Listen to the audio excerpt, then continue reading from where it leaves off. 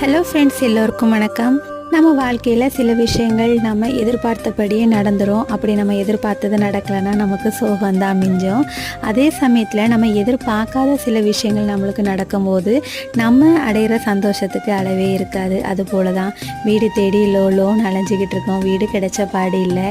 வீடு இருந்தாலும் எங்களுக்கு மனசுக்கு பிடிச்ச மாதிரி வீடு அமையலைன்னு தான் சொல்லணும். ஆனால் எதிர்பார்க்காத விதத்தில் ஒரு ஆசீர்வாதம், ஒரு சந்தோஷம் என் வாழ்க்கையில் இன்றைக்கி கிடச்சிது.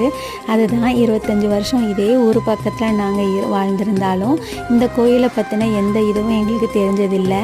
இப்போ தான் எனக்கு அந்த கோயிலை பற்றி தெரிஞ்சு இன்றைக்கி கிருத்திகை அதுமாக போயிருந்தோம். ஒரு முருகன் கோயில் தான். இந்த கோயில் வந்து ஒரு குடவரை கோயில். நான் விலாகில் இதை பற்றி ஷேர் பண்ணுறேன். முருகனோட பரிபூர்ண அருள் எங்களுக்கு இன்றைக்கி நல்லபடியாக கிடச்சிச்சு. சீக்கிரம் முருகன்கிட்ட ஒரு நல்ல வீடு காமிங்கன்னு சொல்லிட்டு வேண்டிக்கிட்டும் வந்திருக்கோம்.